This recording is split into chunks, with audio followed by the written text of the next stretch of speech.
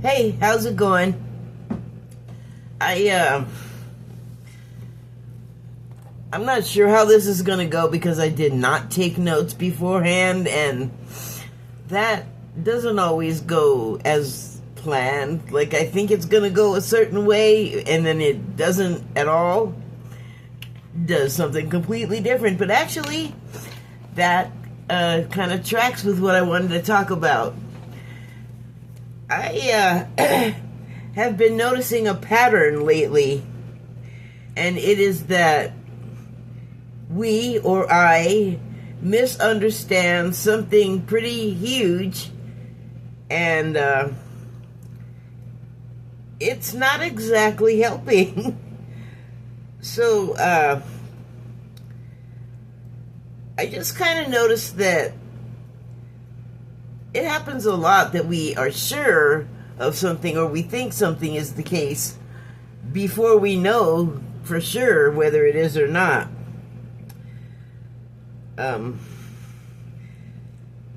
So, I've been thinking a lot lately about Y2K, where we knew the world was going to end, and oh my god, did we make a big fuss, and boy, were we wrong about that. Or we misinterpreted what we thought we were seeing. Same thing happened with the Mayan calendar. We partially translated it, got most of the translation wrong, or some of it wrong, or not at all, and then when we finally did get the translation right, what we learned was what was ending was a cycle of time, like a certain prescribed period of time. And we also thought that, like, it was curtains for us, like that was it, no more. Hi, wrong again. So, and then I realized the pattern extends to myself. I have a impatient, jumping the gun problem. Like, I don't want to go into too much detail, but personally, things keep happening, and I think it's like I go through a series of stages, and I think different things along the way. Like, maybe the first stage is panic, oh my god, this terrible thing is happening. And then gradually I'll learn more about it and get more scared and horrified before I realize, wait, don't do that. And then a realization can happen, I guess. It can come in and tell me, like, no, it's not really that. It's this other thing, this other way.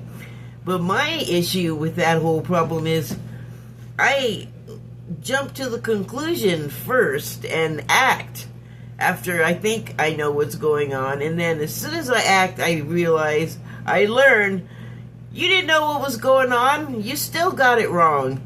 So that's like another manifestation of thinking I know something and then having, it turns out I'm wrong. Let me let you get a look at my signs before I go any further. Okay.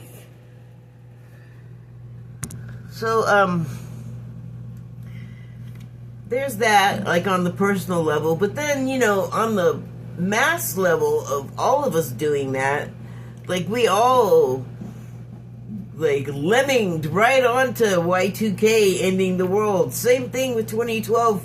Like, we must really be ready for stuff to be over, right? We just can't wait to rush to the end. So it's not just me. And, that's, like, why do we want to hurry up and end things?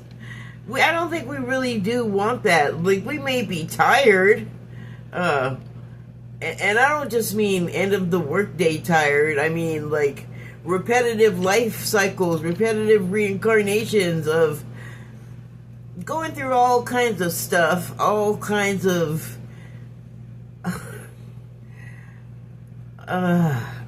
sorry, just the review of everything that we've done wrong is kind of enervating, but okay.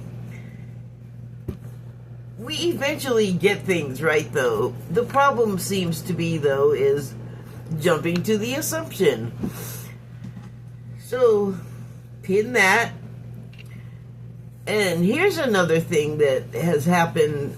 I mean, it happens fairly frequently that I'll start hearing music, and it'll be popular music most times. Like, last week, I was hearing the Soundgarden song Outshined in my head a lot, to the point where I was like, okay, I will listen to it. And what I should have done was gone to a lyrics video, but I just watched it and just kind of let it roll over me, because I have that album. I have heard the song many times. I don't have the lyrics memorized, but I don't know. Like, I can't even tell you what it was in that song that was important for me to listen to. But I finally put it on, and then I had to listen to it on loop for a few hours before I felt like I can turn this off now. have I accomplished whatever I'm trying to do here? So, I mean, I guess I still feel like, well, you really need to go look at those lyrics, so I probably should do that. Because usually your mind doesn't send you to a place repetitively unless, hey, really pay attention to this for some reason. So, when I get done here, I'm going to go look. Oh, God, I just remembered I forgot to I uploaded a video, I think, on this channel. Nope. Well, I mean, I did upload it on this channel with information box notes. But I uploaded it onto my main channel and then fell asleep, so that information box is just empty, and I'm wondering, I guess I could go back later and fill it. I suppose I will. I don't even know if it has any views yet. Not that that's a major consideration. I mean, I have a feeling that people do what I do a lot, and that is, like, I do it to avoid commercials, the ads. And so I'll just not click on the video, but I will have already clicked on closed caption. So on almost every video I watch, it's already set up to run that way. So I'll just let it play without actually clicking on it, which I don't think registers a view. So when I do that, I do try and remember when I'm done to actually click on the thing so it registers a view. Do the like. I'm usually subscribed already to whatever I'm watching, so I don't have to hear the speech. Anyway, well, what the hell was I just talking about? Oh, Soundgarden, right. So, this weekend, a week later, I started hearing the Jesus Christ Pose song.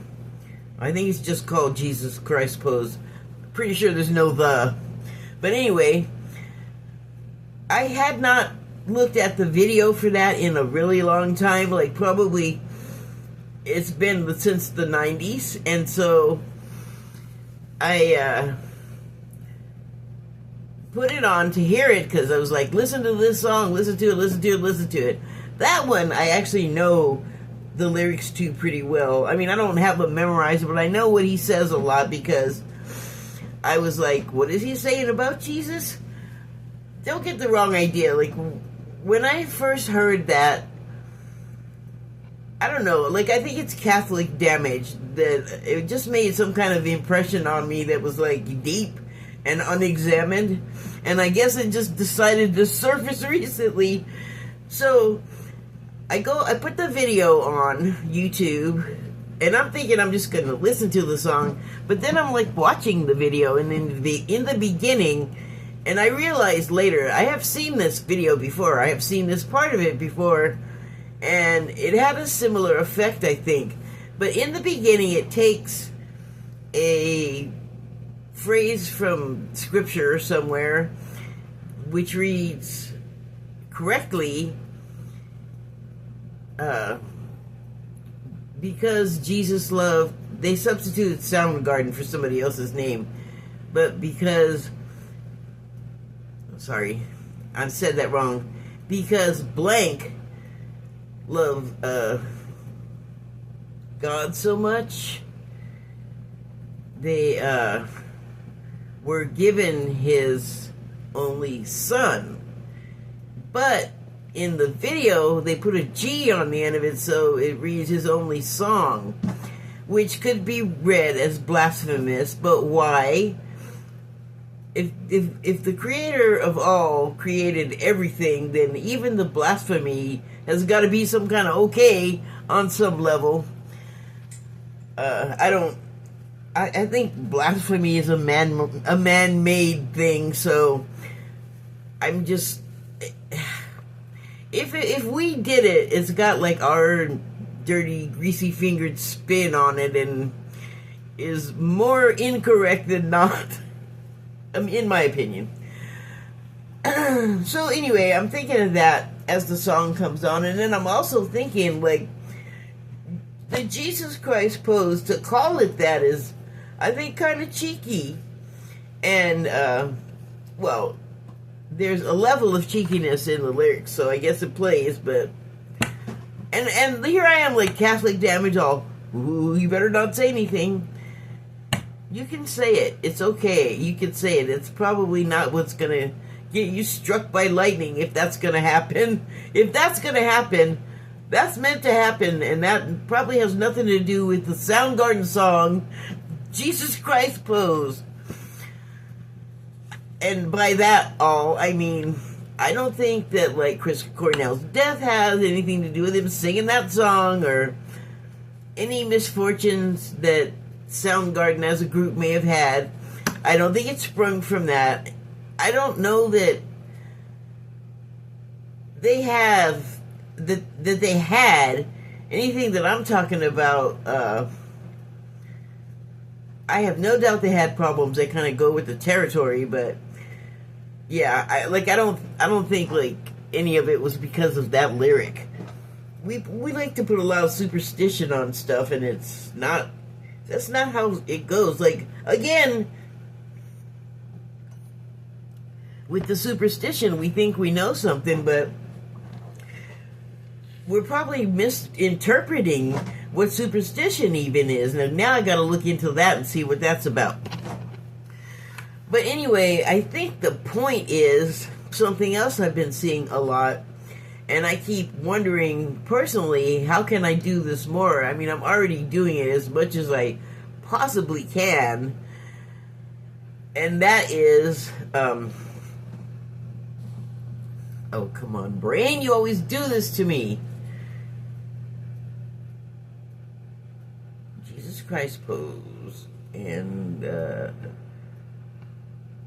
afraid of the wrong things, getting the things wrong. So I was going to say something about, like what I just said about superstition, like, we attribute things to stuff before we know what they're completely about, and then we're wrong. So, I guess where I'm headed with this is we either work with the idea that, oh, we got this wrong, and we learned the new things, and we just add that to the stack of what we already know. And, I don't know, like, maybe that's why we get it wrong, so we can turn around and fix it. Which is, I don't know if this has to do with it, but I know that we, at some point when we are, like, in more control of ourselves, as far as, like, our power to do things in our own lives, like, the power to change the course of it, to, you know, make things happen, or to use that buzzword it is now to manifest things into your life. I'm not talking about, like, treasure or material items. I'm sure that's what a lot of us want, and sometimes I do too, but it's not my main goal in manifesting anything. Like, I'm much I feel better about manifesting something that's going to be helpful to not just me, if anything. Like, at least let it be useful to other people too. You know, like, it doesn't really help anybody if I want, like, this probably isn't going to sound like what most people want, but not a pair of shoes or a Labubu. I want forks and a tricycle wheel for one of my bikes. But that's even a practical desire. Like, it's not just for fun. It's actually my mobility device, so I would prefer that it be working. Why did I veer off into that? I don't know. I think the main thing is I keep finding, like, oh, we think we're doing one thing, and then we rush right into it and discover we got it all wrong. So we're doing wrong things, like, alongside it, with the notion that our wrong perception is correctly directing us to do things. It sounds really destructive, doesn't it? But I guess destruction is part of the learning process, and it's also part of a cycle, which we are just, our world is just full of them. There are so many. When people start referencing, you know, a cycle just ended, I need like a catalog number or something. There's so many happening at once. So I guess the message here is look before you leap.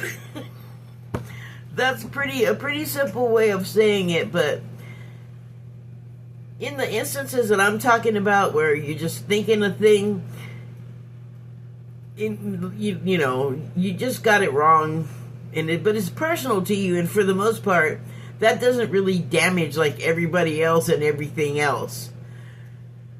And it's probably good to realize this when you're on that scale, rather than be in the middle of realizing it when you have a bunch of stuff that you're controlling that's not just you, you know, not just people, but people and things, their things, your things.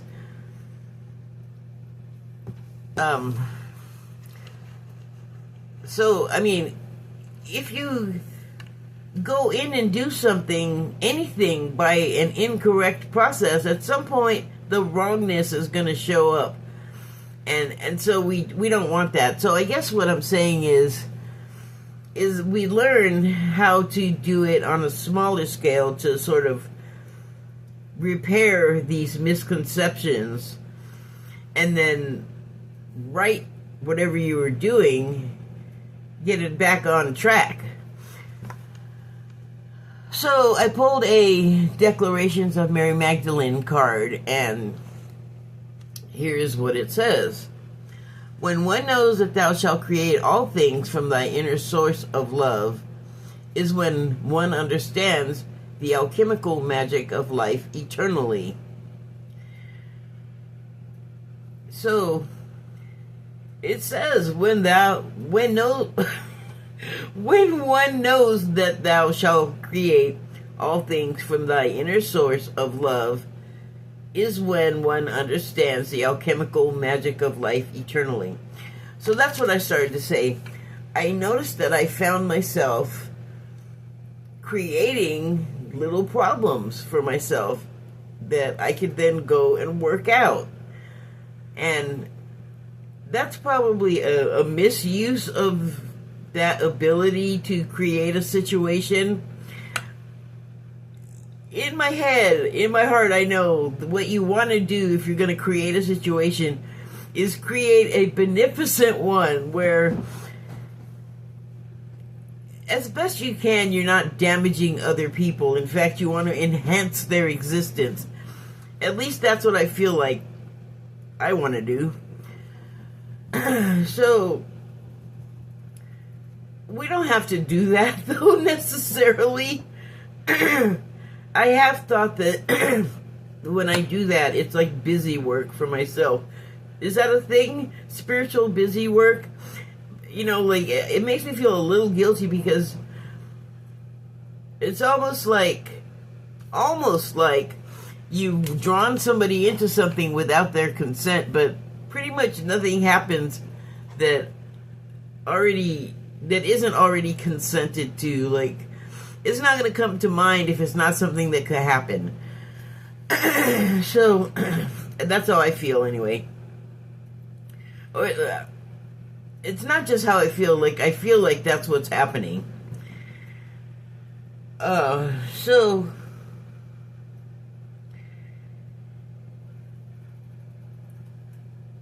all things are going to be, like I said, like we've like sort of pre-plotted what we're going to do in life anyway. So even though it seems like it's come as a surprise, that's because of the amnesia we sort of put upon ourselves to make the game more interesting, I guess. We got a weird sense of humor. Anyway, I also pulled a body oracle card, and it's the pelvis.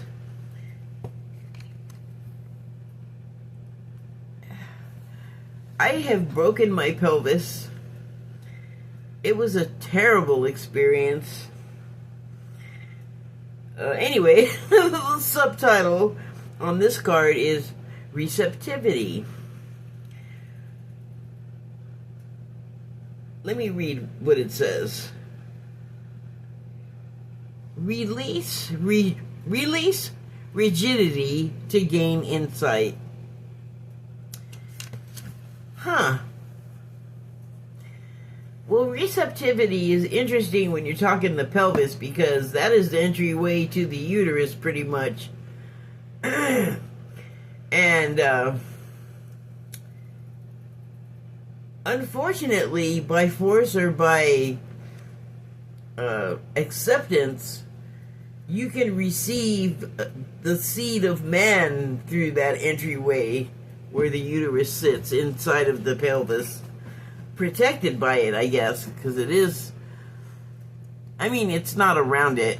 Clearly, it's got a big spine in the middle, but I think there's a space inside of there underneath where all of your female and male reproductive organs also reside in your torsal cavity, if that's a thing, in your torso. So, release rigidity to gain insights. It's always a good idea to unclench, you know, and certainly you are not receptive when you're like squozen shut, you know, like when you clench shut the portal, nothing's getting in or out. That is not the same as receptivity. That is definitely not only rigidity, but resistance, like active resistance, like you shall not pass either way, either direction. That is not healthy for that area of your body to lock up like that. It's already in your, like, root chakra area, like sort of your lower vibrational area, and lower vibrations don't always have to be negative, but when you like shut off receptivity and adopt rigidity and create resistance, and that helps no one and nothing. And it's like I feel like the opposite of what that area is to be doing when you're locked up tight. So that feels like a go with the flow sort of, I don't want to, not admonition, but I guess prescription, suggestion. No one's going to do anything until they're ready, so all you can do, if people are having a hard time when they're rigid and clamped shut is, I don't know, offer help, offer aid, try to get them to relax and loosen up, because when you do that, like, automatically humor is uplifting, and that's actually more effective to deal with your problems, which we know we can create, and that's generally not what we talk about, is like creating our own problems, but we do that too. Like, I just talked about doing it actively for the sake of, like, as using it as an exercise, which like I said, I feel kind of not great about, because I didn't, like, get consent first, but on the other hand, I kind of already did, so I'm just gonna go for it. And the point of my doing that, though, is to go back and repair things and fix the situation. And I don't know if that's like a right thing to be doing, but I don't do it very often because of that. And I don't know that it's appreciated, so I don't know if I should keep doing it. But it seems like this kind of agrees with the idea that we do create situations, and there is a blueprint in each of our lives that covers this, and I don't think we always know that immediately in life or at all. Like, I think when you do have the capacity to realize it, you have gone through some things, some stages of growth, and when you have that, you are enhancing and raising your consciousness, which it feels like the more you add to it, the more you get out of it, the more it gives back. So I don't know, I guess I'm just bringing up the fact that we have these near misses with understanding stuff, and like I started to say this. So the other thing that I've been seeing a lot is slow down, slow down, slow down.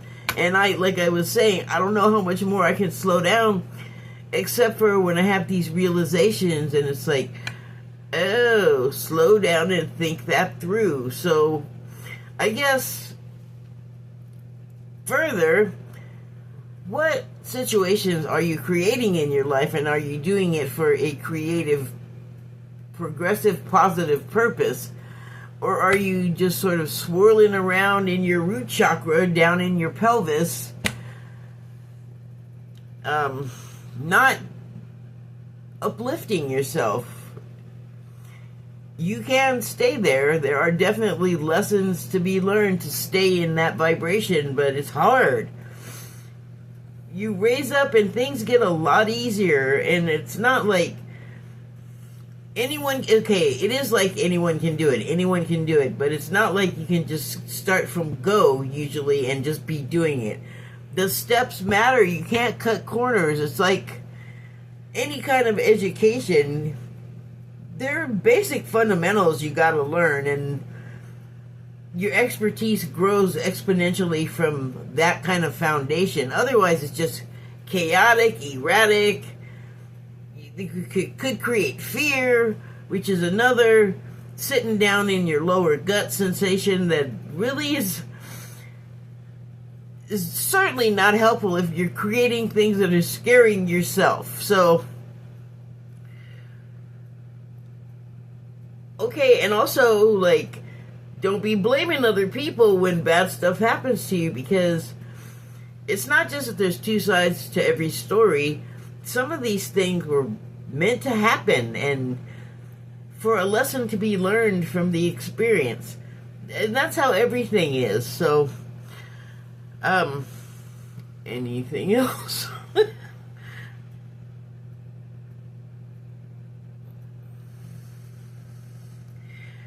This is, I think, a crucial point to remember. Lower vibration or not, swirling around down in your pelvis or not. That can all be changed by breathing. That will uplift that sort of darkness hanging around out there. If that's what you want, if that's what you intend, it can be done. Like, you're not stuck in the lower vibration. You have the power. Only you have the power to raise yourself up from that. Well, not only you. I suppose spirit is superior to us, but on this plane, it's really you that is in control of that stuff. Your life, basically. And so, you know, when one knows that thou shalt create all things from thy inner source of love, it's all good. Like, even the negative stuff, good will come out of having had the experience. Okay, I think I'm done. Thank you and good night.